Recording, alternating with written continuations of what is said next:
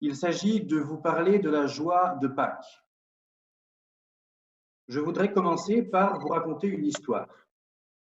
C'est l'histoire d'un homme qui marche d'un pas très lent et très régulier, quelque part aux abords d'un petit village de Pologne.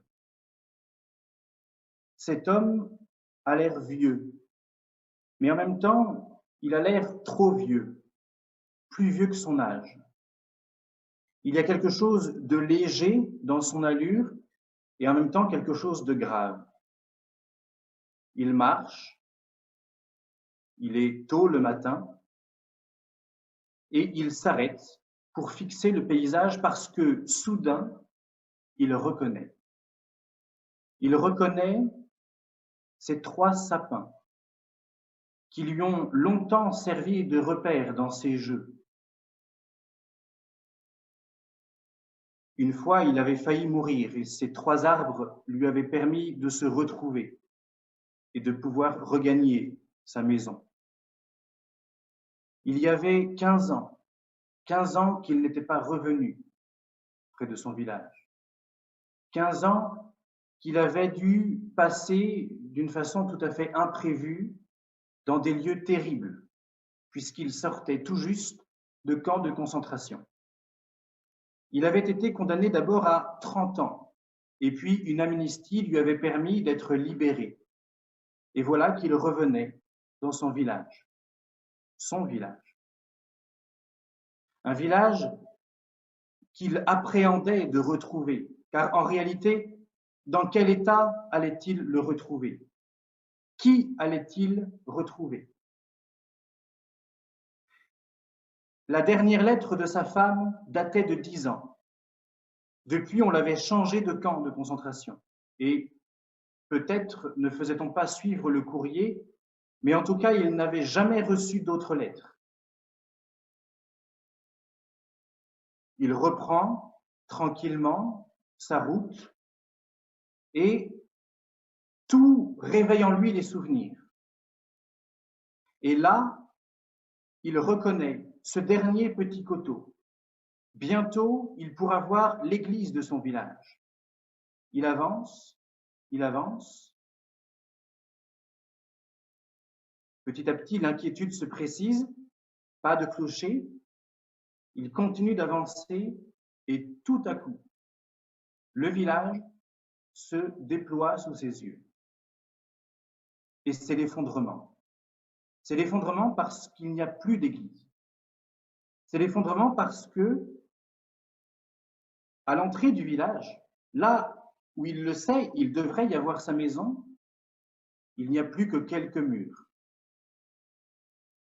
Et trop fatigué émotionnellement par toute cette préparation à laquelle il réfléchissait, bouleversé par ce qu'il voit et qui était inattendu, le pauvre homme tombe à genoux et pleure.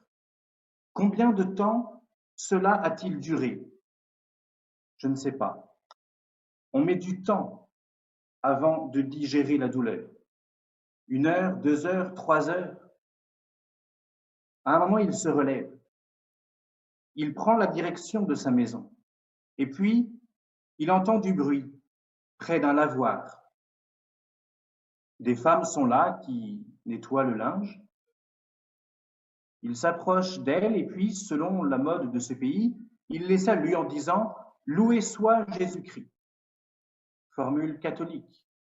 Formule qui, d'habitude, entraîne la réponse en un seul cœur de toutes les personnes présentes qui répondent à jamais, mais là, personne ne lui répond. Ces femmes qui sont jeunes le regardent un petit peu surprises. Une seule répond à jamais, c'est la plus vieille. Il y a comme un silence un peu gêné. Alors, l'homme reprend la parole. Est-ce que c'est bien Krasny? Il lui demande si elle est bien celle dont il se souvient, c'est un prénom polonais. Et toutes de répondre, bien sûr que c'est Krasny. Et le vieil homme reprend. Et Thekla, la femme d'Alexis, qu'est-elle devenue? Toutes les femmes se regardent, un petit peu gênées, et la vieille femme, soudain, met sa tête dans ses mains et dit: mais c'est toi, Alexis? Il dit: oui, c'est moi. Que le Seigneur Jésus te console, dit la vieille femme. Alors, d'une voix blanche, Alexis l'interroge: morte? Oui, répond-elle de la tête. Et l'enfant? Demande Alexis. Ils l'ont emmené. Le silence un peu gêné qui suit semble trop lourd et les femmes disparaissent les unes après les autres. Bientôt, il ne reste plus que la plus ancienne, celle qui lui avait répondu.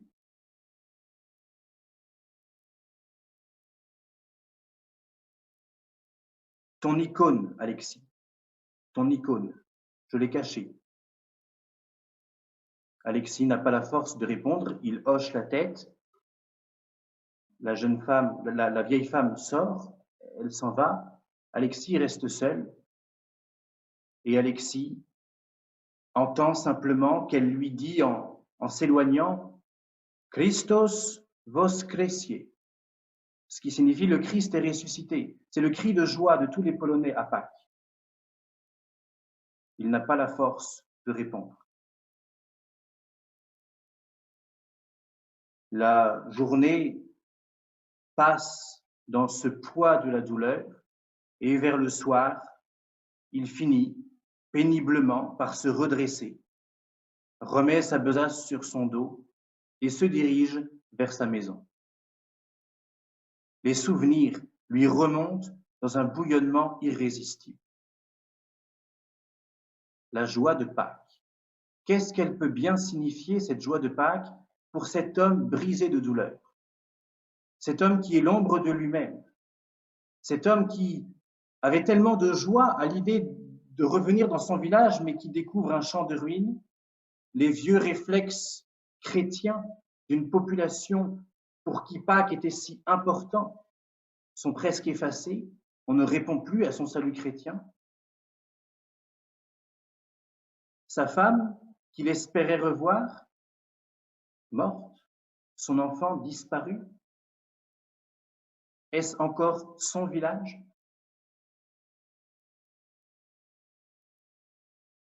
Si j'interromps cette histoire, c'est pour réfléchir au problème que peut poser cette joie de Pâques. C'est très gentil, monsieur l'abbé, du fond de votre séminaire, de venir nous parler de la joie de Pâques. C'est très bien, vous êtes coupé, vous, du reste du monde, vous êtes sur votre petit nuage et vous voulez nous parler de la joie de Pâques. Mais vous savez, monsieur l'abbé, il faut atterrir. Il y a des gens à qui on ne parle pas de joie pascale. Il y a des gens qui sont tellement meurtris par la douleur qu'on ne leur parle pas de joie pascale. Vous êtes très gentil, monsieur l'abbé, de venir nous parler ce soir, mais attention à ne pas être déconnecté du réel. Ne nous faites pas croire que cette joie de Pâques, elle est absolument pour tous. Et ne nous faites pas croire que la douleur n'y a plus de place. Ce problème existe et il faut y répondre. Et pour y répondre, il faut chercher à comprendre ce que c'est que cette joie de Pâques. Si l'on interroge la liturgie, on n'est pas beaucoup plus avancé. Vous avez certainement et très pieusement suivi la messe de Pâques. Vous l'avez lu dans votre missel ou bien vous êtes allé comme tout le monde à Saint-Nicolas du Chardonnay. Et vous avez entendu ce chant de jubilation par excellence qui est le chant de l'Alléluia. S'il y a bien un chant qui doit nous parler de cette joie de Pâques, c'est bien l'Alléluia du dimanche de Pâques.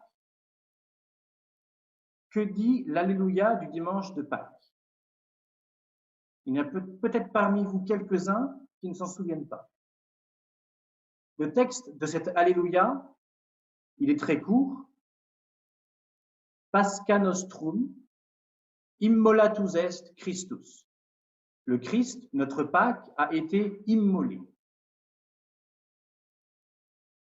C'est Pâques, c'est l'Alléluia, c'est la joie. Le vendredi saint est terminé. Et voilà que, au moment le plus éclatant de cette joie, on entend cette phrase, le Christ a été immolé. Point. C'est tout. Est-ce que c'est une réponse? Qu'est-ce que c'est que cette joie? Le Christ a été immolé. Aurions-nous dû exulter le vendredi saint devant la crucifixion? Avons-nous manqué quelque chose? Que s'est-il passé le vendredi saint? Il faut y revenir. Le vendredi saint, le Christ a souffert et le Christ est mort. Ces souffrances du Christ, elles ont eu quelque chose d'absolument terrible. Quelque chose qui est comme le secret de Dieu. Quelque chose que nous ne pouvons pas pénétrer. Et nous nous sommes profondément associés à ces souffrances de Jésus-Christ. Nous avons cherché à nous approcher de ce mystère. Nous avons cherché à adorer ce mystère. Et nous avons été nous-mêmes profondément meurtris. Meurtris de ces souffrances, meurtris de cette douleur. Nous avions sous les yeux le spectacle du péché, de nos péchés. Et en voyant Jésus-Christ agonisant sur la croix, nous pouvions contempler le résultat de notre œuvre. Parce que le Christ est mort à cause de nous. Notre tristesse est devenue encore plus grande quand nous avons réalisé que le vendredi saint, le Christ n'était pas seulement mort à cause de nous, mais qu'il était mort pour nous. Il était mort pour nous, dans l'acte d'amour le plus incompréhensible, le plus infini qui se puisse concevoir. Un acte d'amour qui nous dépasse complètement. Et cet acte d'amour de Jésus-Christ donnant sa vie sur la croix pour nous, il nous a fait comprendre que Jésus-Christ était infiniment bon, que Jésus-Christ nous aimait d'un amour infini. Et ce Jésus-Christ, nous aimant d'un amour infini, mourait sur la croix, dans des souffrances intolérables. Et si nous avions compris cet amour de Jésus-Christ pour nous, nous n'avons pas pu ne pas être profondément attristés de voir cet homme qui est notre Dieu, que nous aimons plus que tout et qui nous aime plus que tout, souffrir et mourir sur la croix. Cela n'a pas pu ne pas nous bouleverser. Nous avons été bouleversés le vendredi saint par la mort de Jésus-Christ en croix. Au matin de Pâques, il s'est passé quelque chose de très apaisant. Au matin de Pâques, nous étions encore tout émus, tout bouleversés par le vendredi saint. Au matin de Pâques, dans le calme, dans la paix, Jésus-Christ est ressuscité.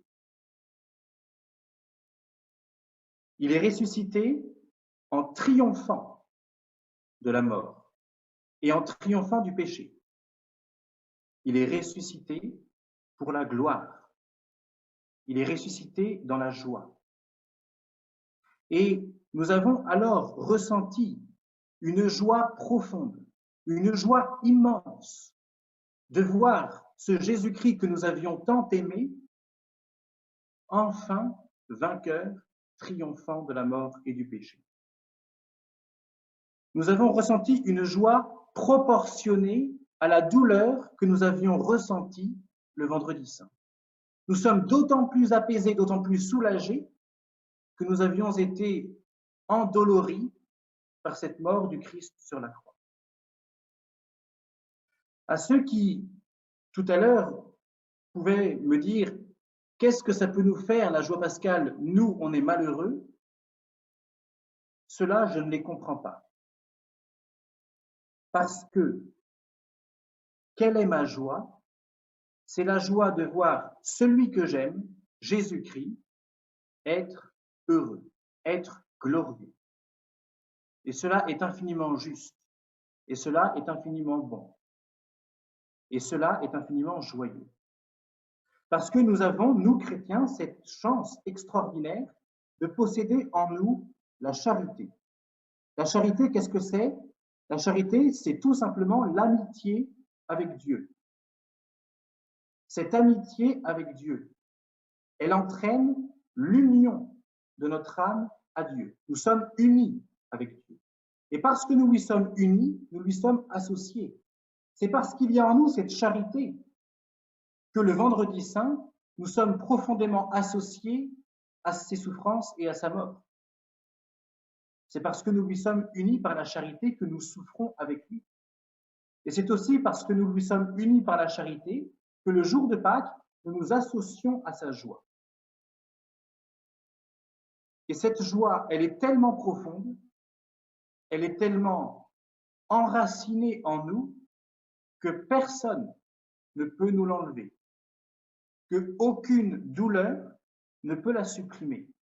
Et cette joie profonde de ce que Dieu soit triomphant, glorieux, victorieux, que Dieu soit dans la paix, que Dieu soit sorti de la mort comme un vainqueur, cette joie profonde du chrétien, elle est compatible avec la douleur et avec la souffrance. Parce qu'aucune douleur, aucune souffrance n'est en mesure d'enlever de notre âme cette joie profonde qui est la nôtre lorsque nous songeons que notre Dieu, notre Sauveur, est glorieux, paisible et joyeux dans le ciel. Une phrase peut résumer ça et vous pouvez la méditer.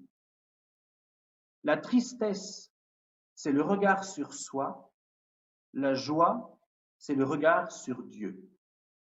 Lorsque je me regarde moi et que je contemple mes problèmes, mes difficultés, mes ennuis, mes inquiétudes, mes misères, cela peut être effectivement quelque chose de triste et d'affligeant. Mais si j'élève mon regard et que je regarde Dieu et que je regarde Jésus-Christ glorieux, alors cette joie est plus grande que mes tristesses. Parce que mon regard est pris par Dieu. Et nous pouvons méditer cela. La tristesse, c'est le regard sur soi. La joie, c'est le regard sur Dieu. Ce n'est pas la seule raison pour laquelle la joie pascale est notre joie. Cette première raison que nous venons de voir, c'est celle qui vient de la charité, parce que nous aimons Jésus-Christ, parce qu'il est notre ami et que nous lui sommes unis, alors ce qui le réjouit me réjouit. Et ma joie, c'est de voir qu'il est heureux, qu'il est paisible et qu'il est dans la gloire. Ce n'est pas du tout la seule raison, mais c'est la principale et c'est pour cela que nous avons commencé par elle. Mais il y a une autre raison pour laquelle la joie pascale est la joie du chrétien. Cette deuxième raison, c'est tout simplement que cette joie qui est la sienne, Jésus-Christ veut nous la donner. Cette gloire qui est la sienne, Jésus-Christ veut nous y associer. Cette victoire qui est la sienne, Jésus-Christ veut la faire nôtre. Et c'est précisément pour cela qu'il est mort. Il est mort pour enlever l'obstacle qui nous privait de cette joie, de cette gloire, de cette victoire. Cet obstacle, c'est le péché. Le péché est le seul obstacle. Et Dieu est mort pour détruire le péché. Et en mourant sur la croix, il a vaincu. Il a triomphé du péché. Le péché, depuis le vendredi saint, est détruit. Et ce péché qui est détruit, c'est l'obstacle qui est enlevé. Et cela fait que désormais, nous avons cette possibilité merveilleuse de recevoir enfin la joie, la gloire que Dieu veut nous donner. Saint Paul dit cela d'un seul mot, nous sommes ressuscités avec le Christ. Et c'est cela qu'il faut comprendre. Comment sommes-nous ressuscités avec le Christ? Eh bien, tout simplement par notre association au moyen qui a permis à Jésus-Christ d'être glorifié. Quel est ce moyen? C'est la croix et c'est la passion. Nous aussi, lorsque nous sommes associés à la passion et à la mort de Jésus-Christ, nous sommes associés à sa victoire et à son triomphe. Si nous nous associons à sa mort en triomphant nous aussi du péché, nous allons pouvoir être associés à sa gloire et à sa joie. Il faut que nous nous associons à son amour sur la croix, un amour crucifié, un amour plus grand que nous, un amour par lequel Dieu nous rachète, par lequel Dieu se donne pour que nous ayons la vie, pour que nous ayons sa vie. D'où vient pour nous cette joie? Elle vient de notre association à la passion et à la mort de Jésus-Christ.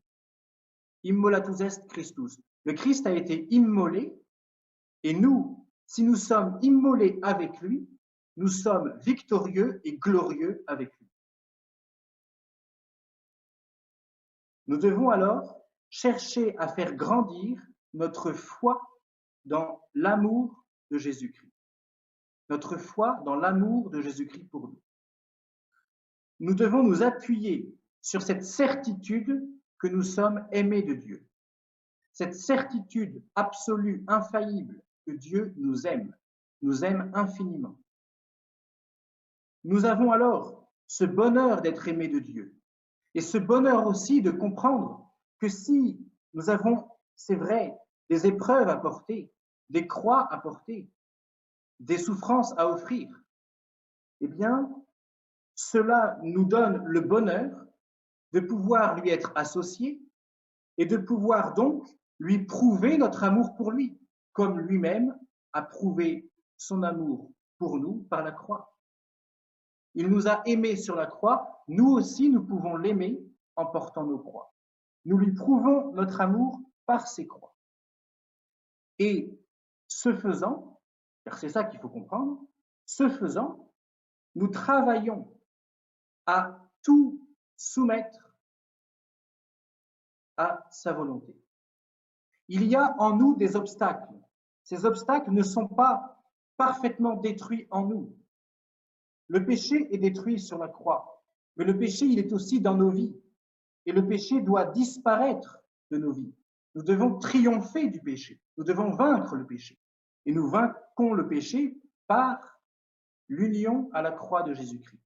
L'union à cette croix de Jésus-Christ, par les croix que Dieu nous demande de porter, cette union renforce notre amour pour Dieu et par là même nous permet de surmonter ces parts de résistance qui empêchent la vie de Dieu de pénétrer dans notre âme.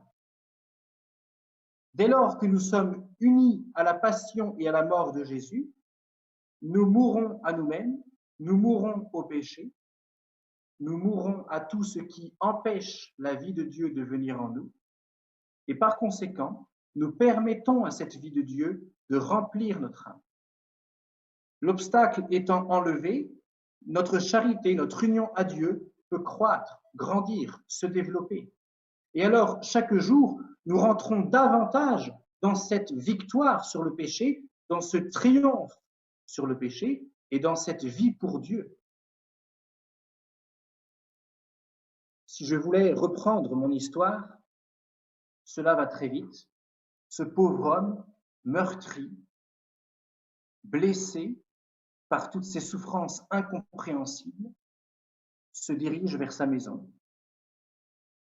Il se dirige vers la cachette dont lui a parlé la vieille femme quand elle lui avait dit « Ton icône, je l'ai cachée ».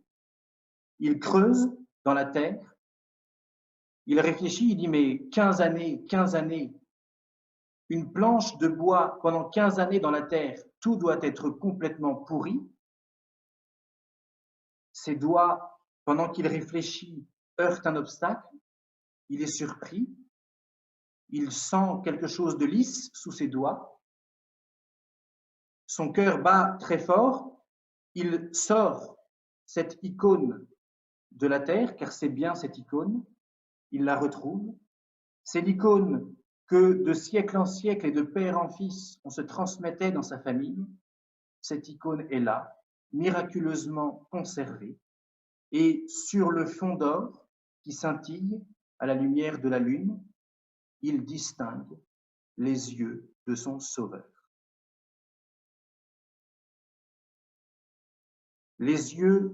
Dans les yeux tranquilles de son Sauveur, Alexis glisse hors du temps.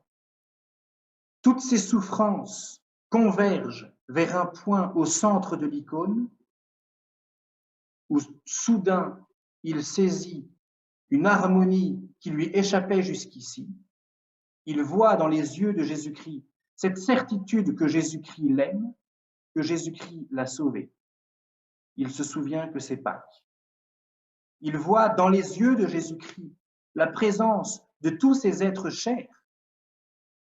Il n'est plus dans le temps, il est dans l'éternité. Et tous ces malheurs qui lui semblaient incompréhensibles, pris isolément, lorsqu'il les voit à la lumière de l'éternité, il en reçoit soudain l'intelligence et il comprend que tout cela doit contribuer à lui permettre de rejoindre Jésus-Christ dans sa gloire. Cette vision de la gloire et de la paix de Jésus-Christ sur une icône lui a soudain rappelé la valeur de la souffrance. Elle n'a pas fait disparaître cette souffrance, mais elle l'a rendue acceptable. Que retenir de cette histoire et de cette petite conférence? Comment conclure? Je crois qu'il faut résumer la joie pascale dans la joie baptismale. Il y a deux aspects dans la joie baptismale, et c'est ceux que nous avons pu évoquer. D'une part, la mort au péché, le détachement du créé, et d'autre part, la vie pour Dieu et l'espérance du ciel, l'espérance de cette vie que Dieu veut nous donner. Alors, si on reprend la question initiale, la joie pascale, cette joie dont monsieur l'abbé, du fond de votre séminaire, sur votre petit nuage, vous venez nous parler, cette joie pascale est-elle vraiment déconnectée du réel? La question, c'est de quel réel parlons-nous? Cette réalité, elle suppose une lumière pour être vue. Le réel, on y a accès lorsqu'il est éclairé. Sous quelle lumière voyons-nous la réalité? Si nous voyons la réalité sous une lumière humaine, le mal est incompréhensible. Et en présence de ce mal, la joie est impossible.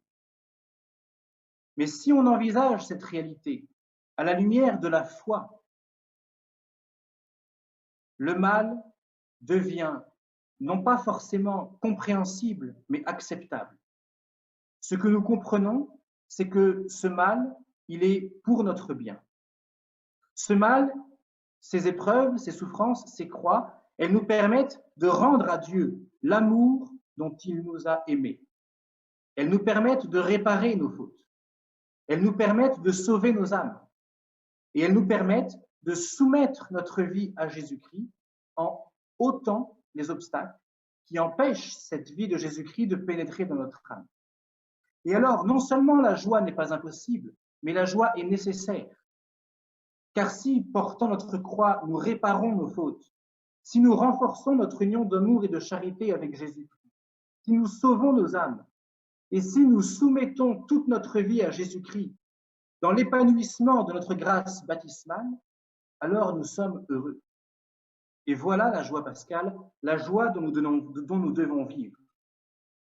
Cette joie est donc double. Le premier aspect, c'est la joie de la gloire de Dieu, cette victoire remportée par Jésus-Christ qui nous comble de bonheur. Et la deuxième chose, c'est la joie de ce que, portant notre croix, nous faisons triompher en nous cette victoire de Jésus-Christ. Jésus-Christ triomphe en nous, nous triomphons avec lui pour pouvoir être glorifiés avec lui.